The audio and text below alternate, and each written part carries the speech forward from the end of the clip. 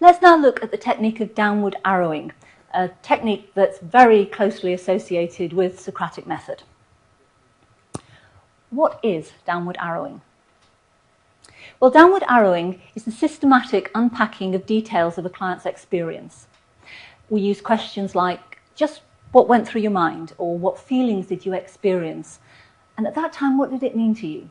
So we're using very analytic questions in our practice of downward arrowing. Now, if we continue with our downward arrowing, we often get to what Fennell has called the bottom line. And the bottom line is the constellation of fundamental beliefs that a person holds about themselves, about others in the world, and about the future. Beliefs like, I am bad, others are malevolent, the future is hopeless. And the bottom line is often a bottom triangle because these three beliefs, or three levels of belief, are often interactive. Let's just look at some examples of that. Take the belief, I am bad. It's often caught up with others are judgmental, leading to the prediction, I will be abandoned. And anyone who has the belief, I will be abandoned, has fuel to keep the thought, I am bad, alive. So when we carry out downward arrowing, we often get to a point where we find ourselves going around this triangle.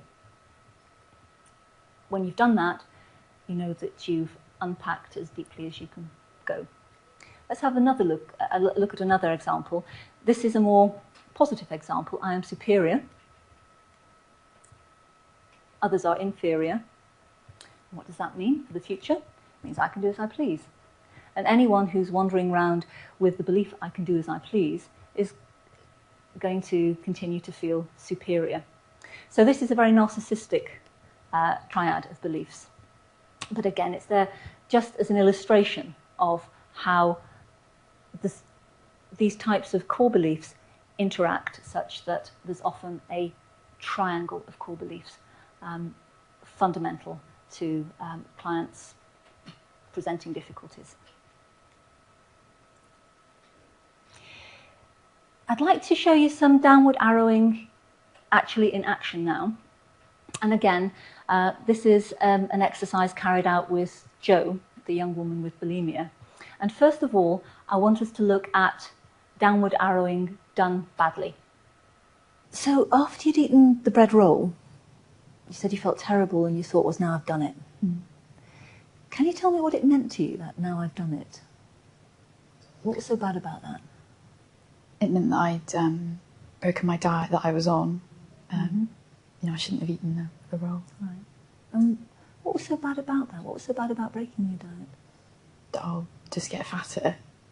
And I won't be in control of what I'm eating.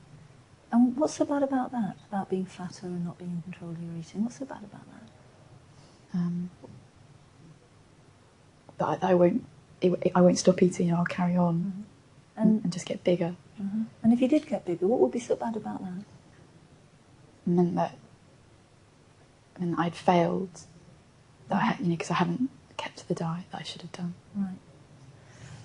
And if you had failed, what would have been bad about that for you? It just means that I'm a weak person. I'm a weak failure. And if you were a weak failure, what would be so bad about that?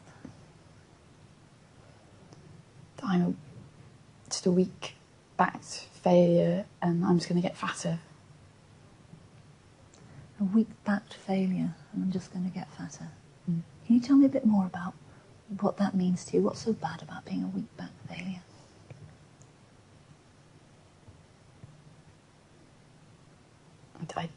I don't want to pursue this. It's too difficult.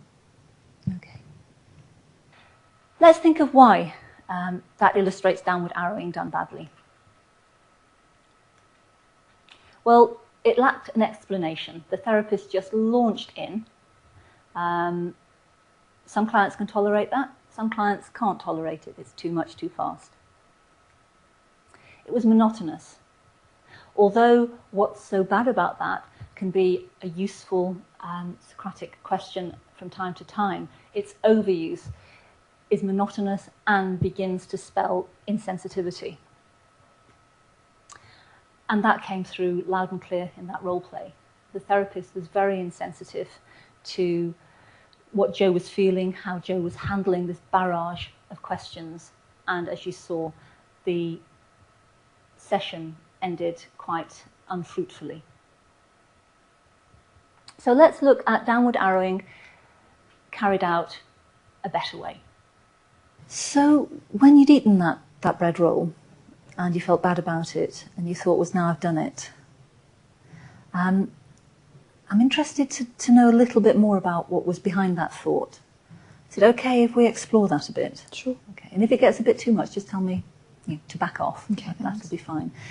But right now, I'm wondering what it meant to you to have eaten the roll, what it meant to you when you had that thought, now I've done it. It meant that I'd broken my diet that I should have kept to. Mm-hmm. And for you, if you break your diet, what does that mean to you? It means I've totally failed, that I should have stuck to the diet. Right, so breaking your diet means you've totally failed. And let's just for a moment, imagine that you're back there feeling I've totally failed. For you, what's so bad about that? What does that mean to you, that sense of I've failed? It means that I'm not in control of the diet that I set out to stick to. And if you're not in control, how does that leave you feeling? What does that mean to you? It leaves me feeling ashamed, that I'm not in control, that I may as well not even be here. You may not as well be here. Uh-huh. Do you ever think you'd take that forward? Do you ever think you'd harm yourself? I think about it, but I don't believe I'd do it. Mm-hmm. Why would you not harm yourself? Why would you not kill yourself? I guess I've got people around me that need me, and that makes me not want to do it. Right. Okay. So you have the thought that I might as well not be here, but actually you wouldn't kill yourself. You've got people around you that need you. Presumably you care about you. Yeah. But you do have some other bad feelings, don't you? You feel out of control, and that makes you feel ashamed. Can you tell me a bit more about what it means to you to feel out of control? Why that's so bad for you? I guess it comes back to feeling that I failed in what I started off to do. And it's really sounding as though that sense that you failed is something that's very difficult for you. I mean, it's come up once or twice now. What if you can bear to stay with it just for a while?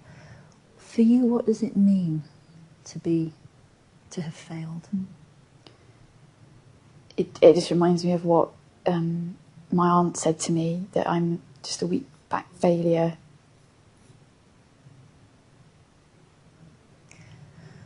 That looked like quite a difficult thing to say. Is it a very painful thing to reflect on? Weak back failure. Makes me feel very upset and very embarrassed. I'm not quite sure what it means. Are you able to tell me what it means to you? What is a weak back failure?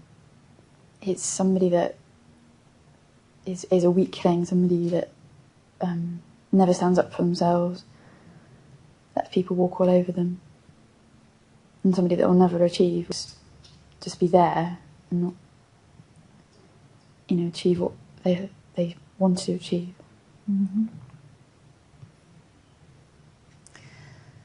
So let me see if I've got this right. When you were eating the extra bread, you had this thought, now I've done it. And it sounds as though underneath that thought are a lot of other fears and worries. And the bottom line is, this means I'm a weak back failure. And being a weak back failure is something that's very upsetting and has got pretty alarming consequences. Never achieve anything, never stand up for yourself. And I suppose that's leaving me thinking it's no wonder you felt so bad on that night. If eating the bread actually taps into such a powerful thought, like I'm a weak-backed failure, it seems to me quite understandable that you felt so bad on that night. How does that strike you, hearing me say that? It makes sense, really, when you look at it like that. So why was this exercise better? Well, perhaps most importantly, the therapist was cautious and sensitive. The therapist paced the questions better, checked out the client's resilience, and was generally much more reactive to the client's responses. The questions were varied, which again communicates more sensitivity. The questions reflected where the client was and how the client was feeling. And because the questions resulted in a much more productive session, then it was possible to carry out a very important risk assessment. The client was at ease enough and trustful enough to share with the therapist her suicidal thoughts.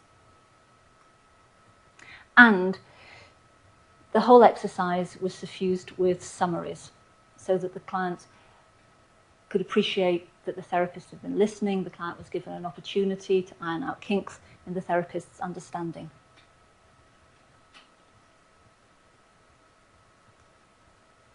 So in summary then, what can we say about downward arrowing? Well, first of all, it's a very efficient technique, but it's a very powerful technique, as I hope you saw in the first role play. And so the second point is that it must be carried out with great sensitivity and caution. And the third point that I think we should take away is that you don't have to get down to the bottom line. There's plenty of work we can do at levels of downward arrowing that don't reach the bottom line, but reveal important negative automatic thoughts and important assumptions that we can offer clients relief from.